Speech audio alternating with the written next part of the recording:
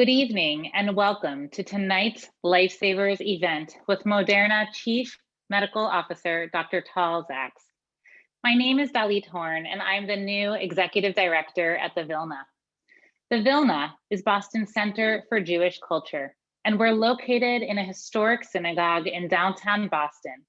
Over the last 25 years, we have transformed this magical space to become a fulcrum for Jewish engagement. We find ways to connect to one another and to our culture through music, film, literature, food, history, and so much more. We are a center for Jewish culture and brimming with Jewish history. The Vilna was established in 1919 in the middle of the Spanish flu pandemic. Today, we are battling our own pandemic, and we are honored to welcome Dr. Zaks to our virtual Vilna stage to share stories about his experience before, during, and after the creation of the Moderna vaccine. I would like to start by thanking Jason Weiner and Nicole Zatlin for sponsoring tonight's timely and interesting talk. Jason is the founder of the Lifesavers Speaker Series at the Vilna, which really focuses on highlighting people who are doing amazing work to change the world in a positive way. I'd also like to thank Brenda and Stefan Bancel for helping us in planning this event. And now for a bit of housekeeping. In the chat box, you will see a link to our brief survey for tonight's event.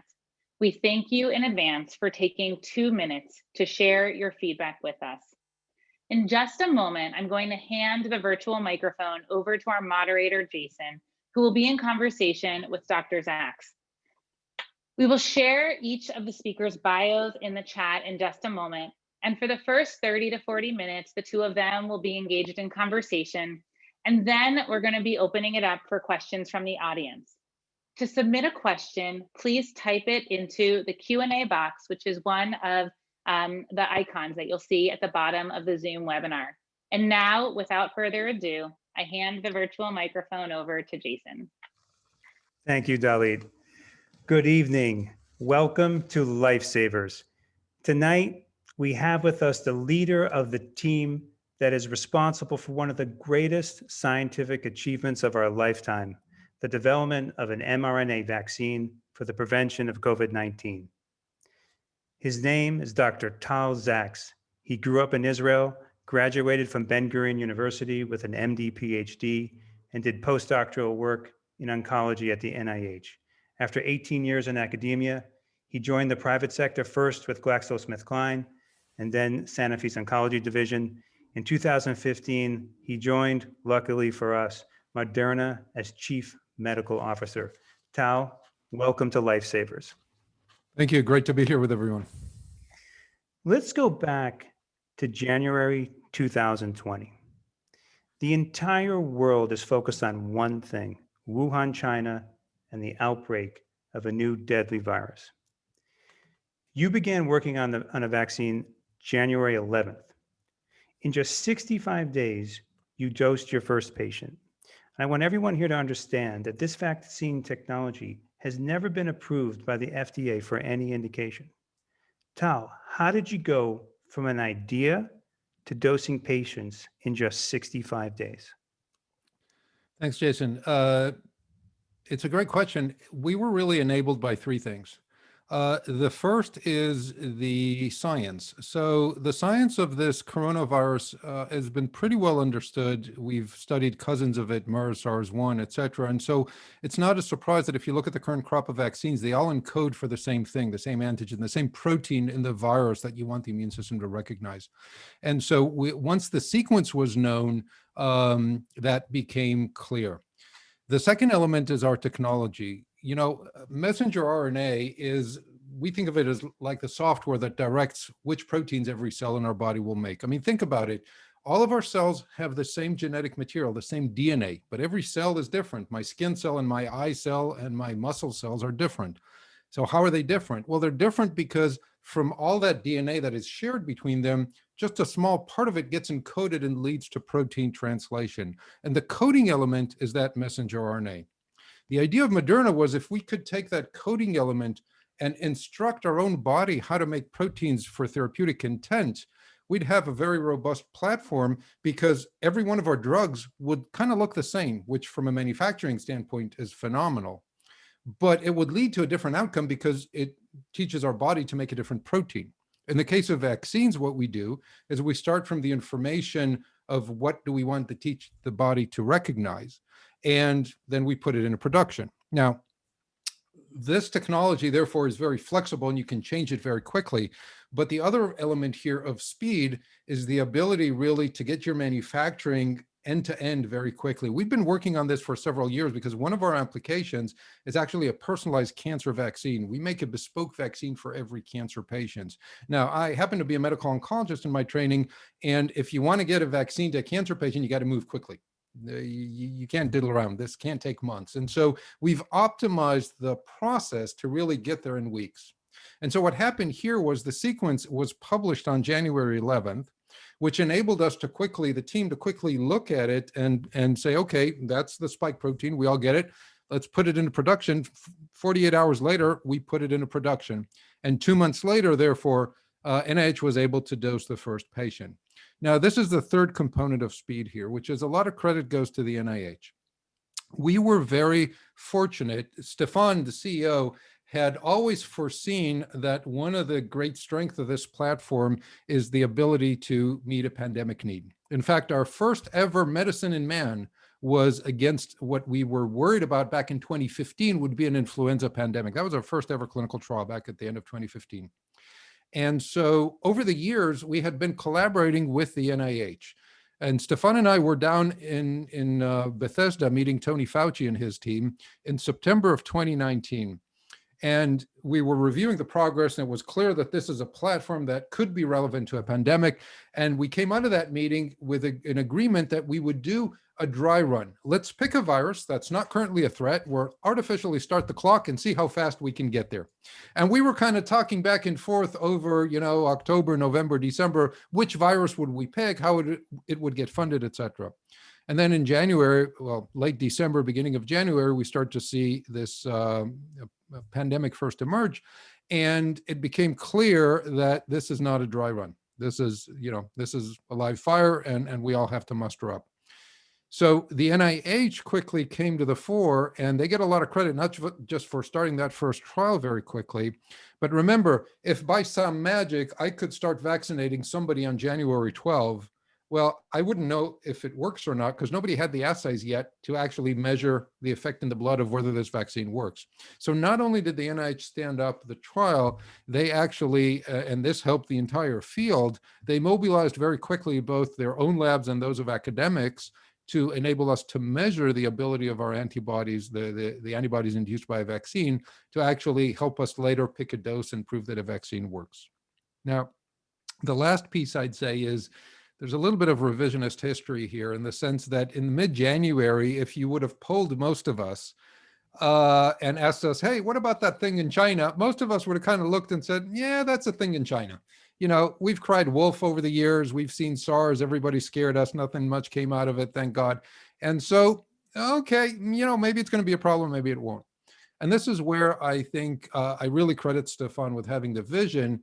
It was very clear that, this may be a problem, it may not. We as a company have only one course of action, and that's to treat it as a problem and go full stop towards trying to solve the problem. And, I remember we called up FDA, Stefan called up FDA, and we flew down to meet with the team there at the end of January. So it's an in-face meeting, Marion Gruber and the rest of the FDA team, Stefan, me, and the head of manufacturing, because it was clear that, we needed to go fast. And if this really is going to erupt here, we don't have much time. And so Stefan asks Marion, if everything goes according to plan and everything goes perfectly well, is there a world in which we could get a vaccine by the end of the year? And Marion kind of smiled and said, that's highly unlikely. And so I turned to Marion and say, look, Marion, is it impossible or is it unlikely? Because I know Stefan, highly unlikely doesn't faze him. We're going after this. Now, if you tell me it's impossible, then we should talk, right? And so she laughed back and looked at her team and basically said, look, we don't think you're going to get a license within a year, but we'll work with you so that if there is a need and you're able to develop this vaccine, then we'll find a way to deploy it. And indeed, that was the end of January. And I think that was visionary and prescient, both on the side of Stefan and on the side of FDA. And they had been, since then, they really are the unsung heroes of this, in the sense that they were always working with not just us, but all the sponsors hand in hand to kind of provide guidance immediately ahead of the next step, and then quickly turn around and review the data and enable us to go to the next step. That's great. Just to amplify a couple of the points you made, I want to go back to some of the comments you made. Who were the key players at the NIH that you were working with? So Peter Marks is the CBER division director, and Miriam Gruber is the head of the vaccines group there. They and the team of very talented civil servants were our primary contact throughout this. That's great. And maybe just to also amplify a little bit about your technology platform, can you explain to us why your training and your background as an oncologist and the company's focus on cancer was actually very helpful to the development of a vaccine? And what are the links between oncology and fighting cancer and epidemiology and fighting viruses? So it's interesting. There are things that are shared and there are things that are diametrically opposite. And for me, it's been a fascinating journey personally. I think where there's convergence is around immunology, understanding how the immune system treats things that are foreign and that shouldn't be there. Historically, the science of immunology was always really a science of infectious disease. And it's been over the past few decades that we've started to understand that the immune system can turn on itself in a way, and that's when we get autoimmune disease. And it's been even more recently that we've learned how to harness, in some cases, that power of the immune system to recognize things that are foreign to treat cancer. I happened to, my training back starting in Israel was in what was then a backwater of oncology, of cancer, which was the immunology of cancer. And I came to the States to pursue more research in the immunology of cancer. That's what I did at the NCI. In the years since then, we have learned how to really direct the immune system's attention to that which makes the cancer cells different, and therefore harness it to bring often curative intent therapies to cancer, which is something that in the past, we very rarely spoke about anybody with metastatic cancer as having curative intent therapy available. I think in the meantime, if you look at vaccines and the science of immunology, I think we've learned a lot. We have a lot of very effective vaccines, and we know how to sort of train the immune system to recognize vaccines. I will say this, the understanding of immunology as it relates to vaccine, I think, is much more advanced. In cancer, while we've had some successes, we're still often shooting in the dark. Okay. So just to summarize, what I heard you say was that you took your technology, you applied it to teach the human body how to recognize the key proteins that the COVID virus needs to function in the body. You train the body to go after it and therefore create immunogenicity and the protection from the vaccine. And I think you mentioned something in passing, which I'd like to go back to, which is how did you know to train the body to recognize the spike protein, which is the key way you're defending the body against COVID? Yeah, so if you look at this virus particle, the spike protein is the thing on its envelope that it uses to attach itself to other cells. So that's how it infects. Now, if you want to block infection, you need to generate antibodies. These are proteins that our body makes that then bind this part of the virus, the spike protein, and blocks its ability to infect cells. That's what's called neutralizing. It neutralizes the ability of the virus to infect cells. The way you achieve it is you basically encode in your messenger RNA, the code is for a spike protein, and when you inject it into the muscle, it goes into the local lymph node where the immune system action happens, and basically the immune system suddenly sees some cells produce a protein that shouldn't be there, that they've never seen before. And what the immune system does when it sees a protein that it's never seen before, it says, well, hold on, that thing is foreign, that can't be good for me. And it starts to generate these antibodies. So with a single shot of an mRNA vaccine, you're already getting the production of these antibodies, some of which already have some neutralizing activity. What we've learned over the years, and this goes back to basic immunology, is that if you do that once, you're going to get a certain immune response. But if you come back 4 weeks later and you give another dose, what's called a booster shot, Well, that wakes up the immune system, right? Because now, from an evolutionary standpoint, if the immune system thought it cleared it the first time, okay, no need to get out of bed again. But if you come back 4 weeks later and you show the immune system, hey, that protein you thought you got clear of, you didn't. Well, what happens now is that you get an amplified response. The level of antibodies are higher, their ability to neutralize is stronger, and they come up faster. And so that's why we test the regimen in our technology with a prime and then a boost for 4 weeks later. And we've even started to talk about whether you need a third dose, 6 to 12 months later in case immunity wanes. Okay, great. So tell us a little bit about the team that you're working with inside Moderna, January, February, March, preparing to dose your first patient. Well, so here's the thing. When we just started this, we realized we need to muster up as a company, but it was also clear that we can't distract all of Moderna just to do this one vaccine, certainly not in January and February of last year. And so we had 2 infectious disease physicians in the team and one who was a senior regulatory guy. And the challenge to me was, Tal, drop everything else you're doing, go focus on this, build the team, don't distract the rest of the company, go build a team to do this as you're developing it, right? And so basically with an extremely talented project leader, a lady by the name of Hamilton Bennett, and a physician, Wellington Sun, who joined us from FDA, he had been recruited a couple of years before, we basically started to run this program, but also hire in the team. And so I can tell you that up until March or April, it was a super lean team.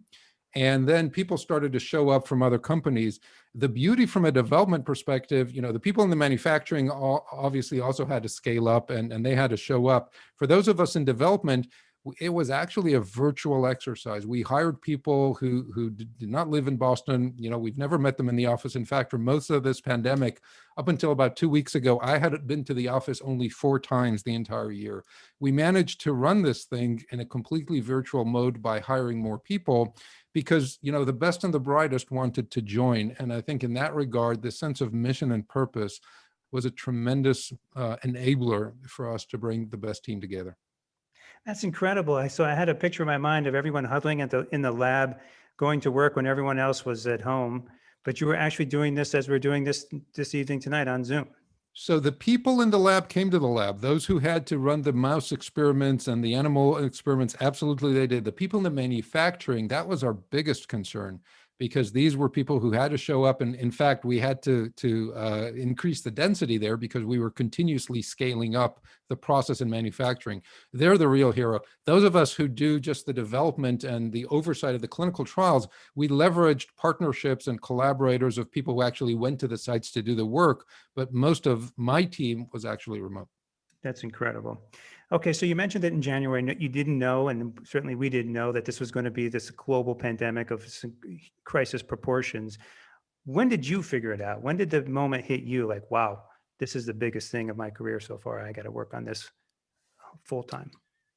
Well, so to be clear, from the get-go, it was obvious that we need to work on this as if it's going to be the worst that we can envision, because we can't afford to not be prepared. I think it was around March when the gravity hit us, when we started the clinical trial at the same time that the emergency declaration, that we started to see the cases mounting. And I'd say between March and May were probably the darkest hours, because we were seeing this wave of a pandemic. We believed that the vaccine should work, but until we saw the first data, in mice and then in man, that indeed we have high levels of neutralizing antibodies, I was seriously losing sleep, because if you get the sequence wrong, if there's a mistake somewhere, this whole thing won't work. And so it was when we saw those first results that I started to think, yes, we've got this horrible pandemic, but I believe we've got a solution here and we need to prosecute against it. Yeah. What were those days like? I mean, just give us a sense of your schedule, who you're speaking with. I'm imagining calls from the White House or something. Like, what was going on in your life? Well, I think in the first phase, we were all just scrambling. There's no day, there's no night, there's no weekend. It's just a constant barrage. At some point, my wife pulled me aside and said, this can't go on, honey. Between 6 and 8 p.m., you're putting your phone aside, you're coming and having dinner with me. You need to go back, you go back later, but you got to disconnect sometime. And I think there was a point later that I realized that on Saturdays I have to stop working. And, not because of religion, forgive me those who are better than me at that, but because when I stopped working on Saturday, what I realized was my brain kept working. And by Saturday evening, I had kind of stepped back and figured out what was the challenge for the next week, and I could go back in, right? It allowed me some perspective. I think by the time April and May came around, it was clear that this was going to be a joint effort with the NIH. And I think that was the next, big step on the journey. Designing a 30,000 subject trial. First of all, it wasn't obvious. If you'd asked me in March, what was the development plan? We were kind of thinking we'd do what AZ did, 10,000 here, 10,000 there, 10,000 the other place, because it wasn't clear where infections were going to be. But I think what then happened was that the NIH showed up and said, nope, we're going to do a very, very large trial with you. So you don't need to really do another trial anywhere else, which made our life easy. But it was also clear that the infections in the US were mounting. And so a trial in the US was going to read out. It was going to enable us to get a result. And that's the paradox of vaccine development. You need cases to show that the vaccine works. And unfortunately, there were a lot of cases in the US. Fortunately for the trial, that enabled us a very conclusive answer. But setting out that collaboration with the NIH is probably the toughest thing that I've ever done. Typically these collaborations, they take months and years to align, and we had days and weeks. And I give Tony Fauci a lot of credit, but also the team that came together at Moderna to do this. You talk about pressure from the White House. Actually, I don't think we felt it. For us, it was mainly dealing with the professionals in government, whether they were at the NIH, at FDA, or at BARDA. And at some point, I'll be honest, and I haven't told this story anywhere, there was a point in June that I pissed off Tony Fauci.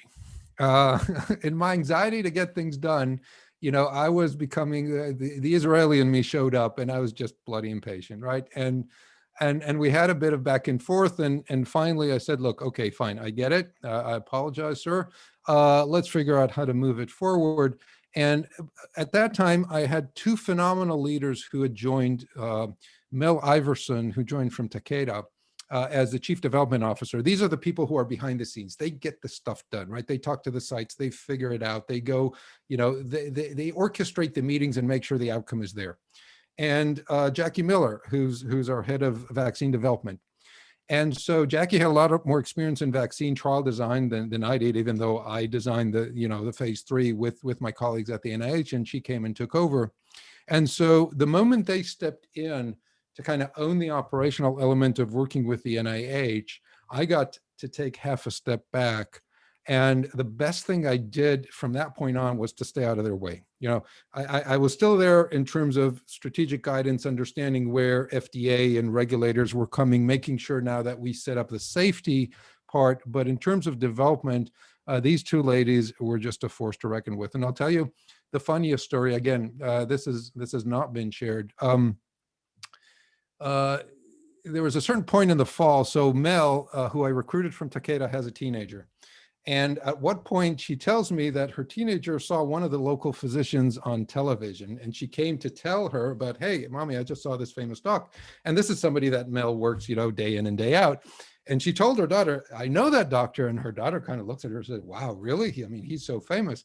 And Mel tells me this story, right? Because we're sharing what's it like to work in a pandemic. And I thought to myself, you know what? We can do better than that. And I wrote Tony Fauci a note. I said, Tony, I need a favor. This woman who you've met every Saturday morning for the past month to get this show on the road, right? Nobody knows her contribution. Can you just film yourself in a 30 to 60 second video just for her family to see, just so she can show it? And God bless him, he did. And it's one of the most precious videos I've ever seen. And she got, for Christmas, now we're coming to the end of the year, it's been authorized, the FDA has had the review. And for Christmas, she could share that video with her daughter. And I think that for me was one of the highlights of last year. That's great. And it sounds like you're on speaking terms with Dr. Fauci again, too, which is good. That's awesome. Well, let's return back to the timeline for development of the vaccine. You mentioned something that's just super important. You did a phase 3 trial and you recruited 30,000 patients, and you collected all that data, and reported out preliminary numbers by December, and you did that in 6 months. It's also a super fast timeline. How do you recruit 30,000 patients, count up all the numbers, and report out a 94% effectiveness rate? Tell us, how does that work? Well, by that point, we were collaborating both with the NIH and we had what's called a contract research organization. This is a company called PPD who mustered up. They're really a terrific organization, and they have the bandwidth to actually do this. The trial itself was super complicated because the challenge was not just to recruit 30,000 people. We started this at the end of July. If I were to if I were to recruit the study in Newton, where I'm currently sitting, I could recruit it in a week because everybody would line around the block and people couldn't wait to enroll. The trick was not just to enroll the trial. The trick was to enroll the participants who would be at risk of infection and participants who would be representative of our great diverse nation. And that was not easy. And so there were two things that we did here. The first was to work with the best in terms of advanced analytical tools, looking at zip codes of where transmission was occurring across the US and making sure that we went to research sites, and we had close to 100 sites, 99 sites where we recruited subjects, participants. And we chose those locations so that it would be in areas where we thought the pandemic would hit the worst, so that we could actually see cases. Because if you had recruited somebody like me, it would have been a non-informative trial because I was sitting at home with a mask all day and I wouldn't get sick. The other element was just as tricky, and that was how do we ensure the diversity? This was a very politically divisive time. Minorities are adversely affected by this pandemic. They have a higher rate of infection. If they get infected, they have higher morbidity, they get more sick. And so it was critically important that the trial participants would be reflective of the population census. And this is where the team really stepped up, working both with national and local stakeholders to improve our ability to reach out and earn the trust of people who typically don't trust government-led trials. Now, it turns out that when you're trying to do that, there's only one tool you have, which is transparency. One of the people I brought, so I started this ethics panel to help advise us on things of this nature. And a friend of mine who was a chief patient officer from Sanofi, Ann Beal, joined it. And Anne, since last week, is actually now on the board of GlaxoSmithKline, another pharmaceutical company. And I asked Anne, Anne happens to be an African female physician from New York City, and she understood the plight. And she said, Tal, look, I've been in your shoes. There's only one thing you can do. You have to be transparent to the point of discomfort. And we sort of made that an internal mantra. And as the trial was going on, we were the first to actually put on our weekly recruitment statistics. So you could see how we were doing week over week in terms of the minorities we were enrolling, as well as the total population. We were the first company to put our protocol unredacted on the web as the trial was going, something that pharmaceutical companies, as far as I know, have never done. And I'm happy to say that not only did the sky not fall in, but within 72 hours, every other large pharma followed suit. And what it allowed us to do was to change the public discourse around, well, what's in the protocol that I don't understand, from help me understand what it is you just put there on the web. And so it allowed us to have a conversation with everybody on what it is we were doing. And I think that sense of transparency is what enabled us to not just enroll quickly, but also when the results were in, and as you said, 94.1% effective, there was a belief that that is indeed true. Now, there's one other aspect here that's worth saying. As a scientist, we often, when we see one point of data, we say, yeah, can you repeat it? Maybe it's a fluke. I'm not sure. What are the controls? We're always taught to doubt. And so one of the strongest tools we have in any scientific experiment is replication. And if you step back, people often ask me, what's different between your vaccine and Pfizer's? And my answer is, you're missing the point. Look at how much is similar. We've just had the most profound scientific replication I've ever witnessed in my lifetime, the most impactful, right? We had two companies who by law cannot collude. I have no idea what they manufacture and how they do it. And we both use very similar technology. We are both going after the same spike protein. We both designed very similar large phase 3 trials, 40,000 plus for them, 30,000 for us. And here you see the results come in within a week of each other, and the efficacy is within 1%. Hmm. Now that's amazing. And I think it shows you that the veracity of these results is really unimpeachable. And we've now seen that after the trials have enrolled. You now see that from real world evidence. The CDC is starting to tally that up. You've seen the cases in Israel, and we can come back to that. What we described in the phase 3 is actually bearing fruit. It is holding up in the real world, both the efficacy and the safety, and it's making an impact. Yeah, in fact, I think your Moderna announced today within a couple of weeks that you'll be announcing or disclosing the final data set for the phase 3 trial within the next couple of weeks. So that'll be confirmed that the real world performance and the performance of the trial will be known to all. That's great. You mentioned Israel. It's often mentioned in the press as well as the perfect case study for understanding how the mRNA vaccines are going to perform in the real world. What are the most important conclusions that we can draw from the experience that Israel has had with their vaccination program?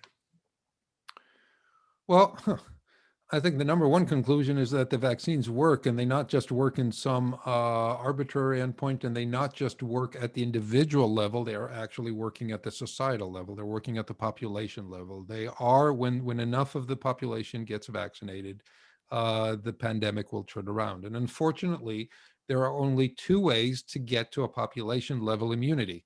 One is to get vaccinated, and the other is to get infected. There's no third option here. And so I think that experiment has proven that when you rapidly vaccinate the population with a safe and effective vaccine, then you will see both individual cases, and it started with the elderly people who got vaccinated first, and those were the first data that came in. And now you're starting to see this at the society level. We're supposed to fly out on Friday night. Haven't been back to Israel in close to 18 months now. And I'm told that by the time we land, they may be allowing people to walk the streets without masks. And they're certainly allowing now open air concerts for people who have been vaccinated. In fact, we got a couple of tickets for one of our favorite singers when we're there. Yeah, I was going to mention that your mother does live in a town north of Tel Aviv today. So when you speak to her, and I'm glad you're going to see her on Friday night, what is her life like now? How close to normal is her life? Well, her life is it's getting there. It's not quite there. You know, she's 81. It was just her birthday a couple of days ago, and so it still is too much Skype. But that being said, the ability to go outside, the ability to know that you've been vaccinated, therefore your risk is now probably manageable. I think that is starting to bring life back. I'm super curious to see what life looks like on the ground, but from what I'm hearing, it's certainly getting there. Okay, certainly the proudest mother in Israel.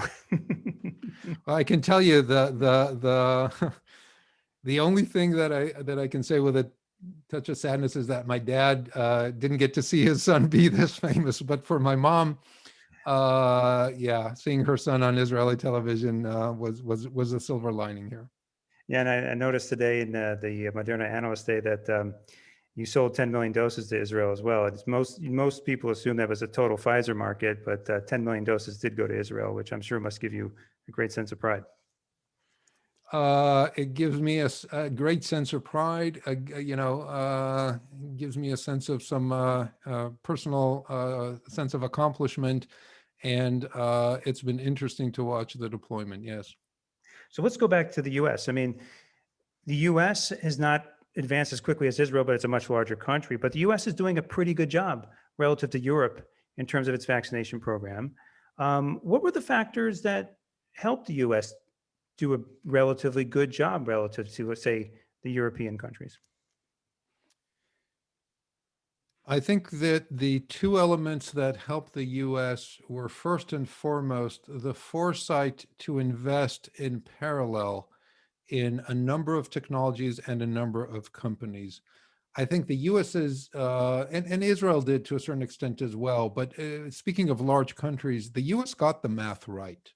The U.S. understood that whatever level of investment they make up front is negligible relevant to missing out the opportunity to vaccinate people as soon as is humanely possible. And in fact, if you look back, I don't think It wasn't predictable which platforms would get there faster or which platforms would have the highest point estimate for efficacy. Now we know it wasn't predictable to what degree platforms would be differentiated based on safety. We're starting to get a sense of that. And so the US didn't skimp. And I think that's what allowed the success.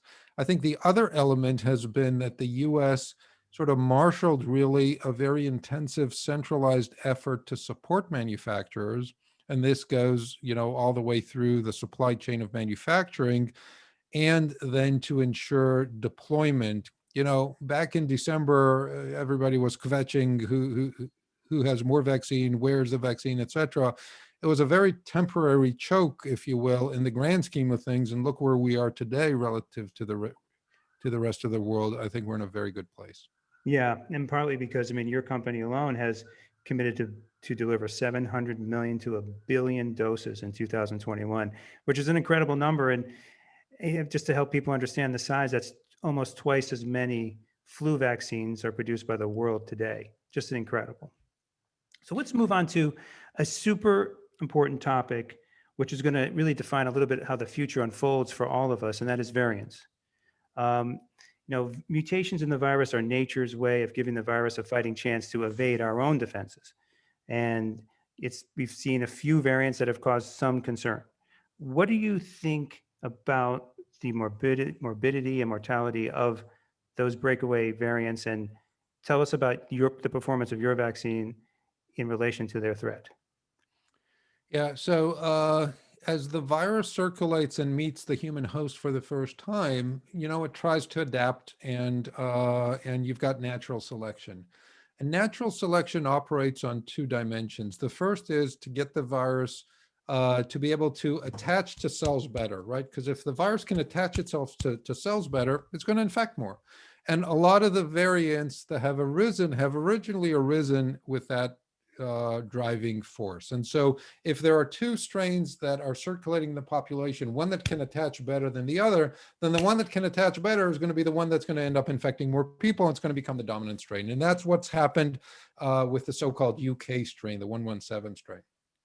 Now, as part of the evolution, though, there's also a possibility that you will start to get selection by immune pressure, which is to say, two viruses meet a person who's partially immune. One of them is the original one, the immune system reject, but if there's a slight variant that the immune system is not as powerful at rejecting, well, that will infect, and therefore it will continue to propagate and populate. And that's what's called immune selection or immune pressure. And we are worried, it's not yet clear to me, but there is a concern that some of these variants, namely the one that started in South Africa and Brazil, are actually a function of immune selection. And if that's the case, then we worry that the initial vaccination may not be good enough or may not last as long as we'd like it to. So what do I mean by that? Well, if you look now at the levels of neutralizing activity we have in our blood, if I've been immunized with the Moderna vaccine, which I have, and it's about a couple of months ago, I've got pretty high levels of titers in my blood. You can dilute my blood 1 to 40-fold, and I will still be able to neutralize the virus. However, if it's the variant, this mutant that's coming from South Africa originally, you can't dilute it up. If you dilute it that much, I can no longer neutralize the virus. However, if you dilute my blood 5-fold, it'll still work, right? So there's a difference between the ability to neutralize the original virus, which is very strong because that's the vaccine I got, and these emerging variants. So what does it mean? Well, it's pretty clear if you look at the data, and we just published an update a few days ago in the New England Journal of Medicine at 6 months. For the first 6 months, the levels of neutralizing are high, and certainly it seems that we are all going to be protected even from the variants. What's going to happen over time, though, as natural immunity wanes, because look, if there's no antigen and we don't see a virus, then immunity over time goes down. Otherwise, if by the time you'd be my age, your blood would be thick with antibodies of everything you've seen in your life, right? That's impossible. It has to go down over time.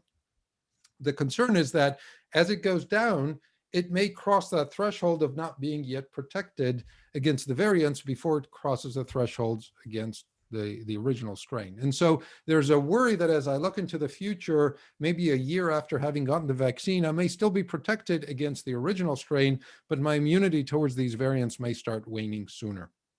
So that's why we've actually leveraged the flexibility of the platform to start already testing a variant booster, so that we see whether we need to protect the population, a year later with a booster shot that is now geared towards some of these variants. And I think we should also remember two other things, which is one, these vaccines are really powerful. I mean, our protection against any symptomatic disease is greater than 90%. We gave the update data today. Our ability to protect against severe disease, which is what matters, it's needing oxygen, it's going to the hospital, is still greater than 95% and remains very robust. So if we get waning immunity and we'll get the sniffles a year or two later, I don't think it's a big deal. We should still be protected from severe disease. However, if it's an older adult, maybe with comorbid conditions, if it's an oncology patient, their immune system may be compromised, there may be people who are going to be at risk who we will want to make sure that we're vaccinating with a booster shot. And if we do so, it may as well be against one of these variants. So that's kind of our thinking as we try to tease into the future. But the Talmud teaches us that since the destruction of the Second Temple, prophecy has been given to fools. And so to the degree you're asking me what's in the future, well, I'm a fool. To the degree you listen to me, that's on you. Okay, well, I'm going to do that then. But the picture you paint there is pretty suggestive that one potential really good outcome for everybody and your company would be a flu/COVID vaccine that we got once a year, where you would update the booster for the latest variants of the COVID virus, and you'd also do the yearly flu vaccine. And maybe that might be a great thing for everybody and reduce the amount of mortality due to flu as well. Yeah, that's certainly a very possible future. The good news as it relates to the mRNA platform is you'll only get one injection, because you can combine the different mRNAs into one vaccine. We've already done that with other. So I think it's going to be pretty straightforward to do that. We, as you may have noticed today, we announced the plans to start our flu studies. And I think once we get the initial results, we'll look to combine them. Of course, in the next year or two, we'll be much wiser as to the pandemic nature. It's not lost on us that, there are other 4 coronaviruses that mostly cause the sniffles that circulate in populations. They do account for some serious morbidity in very old or very young people. And it's entirely feasible that we will see reinfection come within 1 to 3 years, just like we see it with the other coronaviruses. So if that occurs, indeed, we'll be looking to come up with a solution that's a single vaccine, but that has mRNAs within it that combine the protection against both flu and COVID. Great. Another question about the science of people who have been vaccinated. Can you be a carrier if you've been vaccinated? So we don't know that, and let me explain why. At the individual level, it's very hard to tease out because it's really hard to do the study.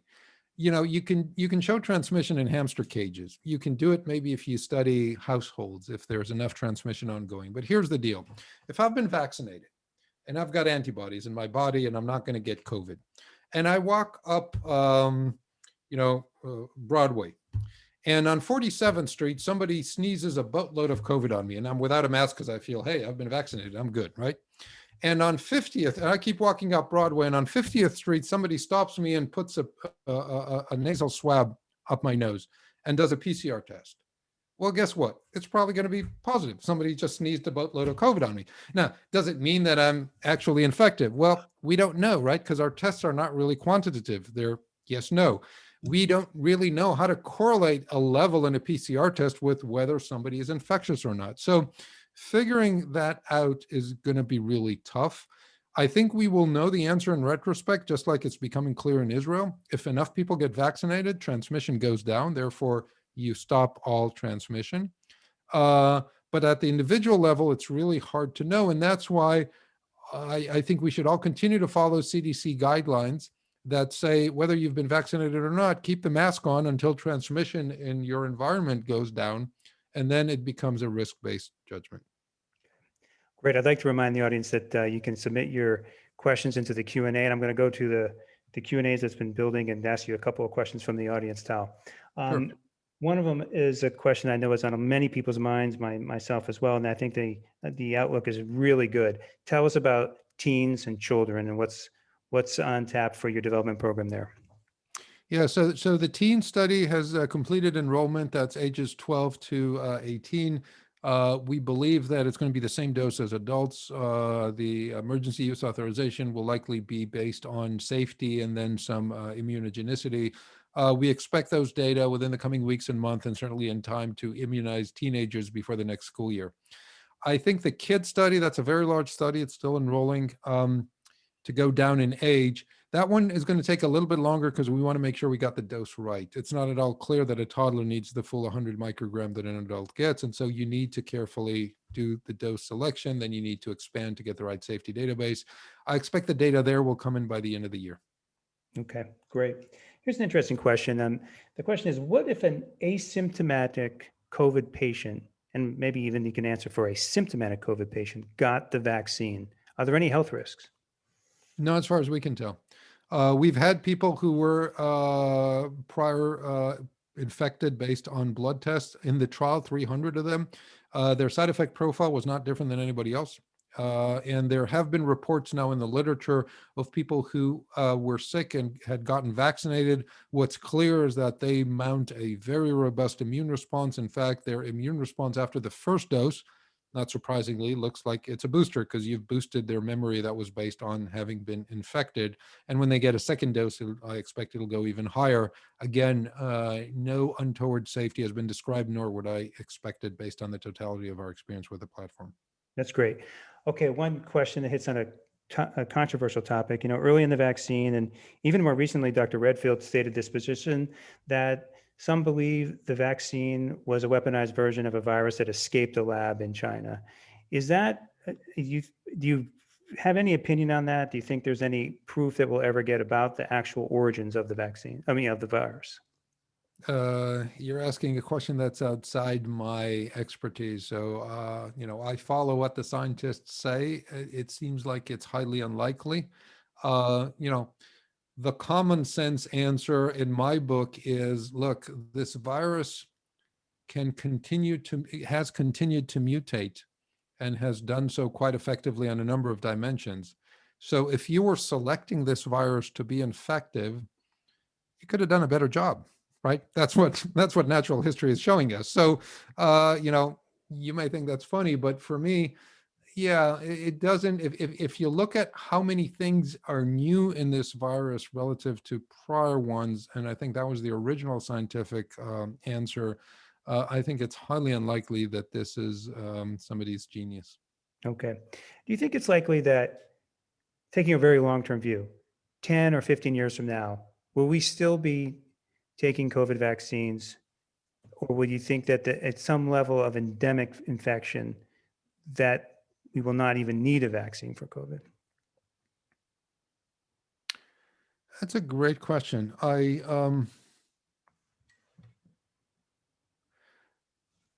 Look, so there's two lines of thoughts on this, right? The first is there will always be pockets somewhere, and so you will always have naive people, whether it's young birth cohorts or people who, for whatever reason, didn't get infected before, and it may continue to circulate.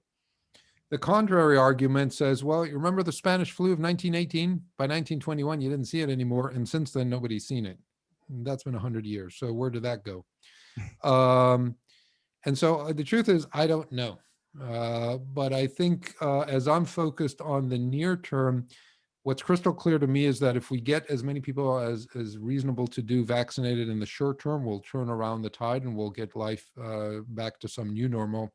And I think in the next decade, there will be some periodic vaccination, whether it's with flu, whether it's without, that will ensure that we continue. And then, the epidemiology will kind of declare itself. Okay, that's great. What do you think the future for mRNA entails? Like the amount of excitement and confidence that your team must have to attack new targets because of this experience must really be heightened. What do you think we'll be talking about in 2 or 3 years that we didn't think about in relation to mRNA before COVID? Look, as it relates to vaccines, this is a phenomenal enabler. Those of us close to it have believed for years that it should work. It should work on first scientific principles. I think that's now become evident. The beauty from a development standpoint is now the world sees it. You have real world evidence for the safety of the platform, in tens and millions of people. And that will enable us to develop flu, CMV, and a whole host of other infectious diseases. So I think for vaccines, the stage is set. You're going to see the company invest more and more against trickier and trickier targets. You've seen some of that today in our vaccines day. And I think the scientific proof of the ability to translate that basic science into clinical effectiveness together with regulatory and public acceptance of this modality will enable us.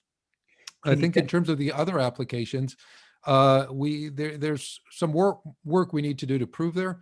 We've got trials going that'll start shortly in the clinic in rare diseases. We've had attempts to use this technology to help cure cancer.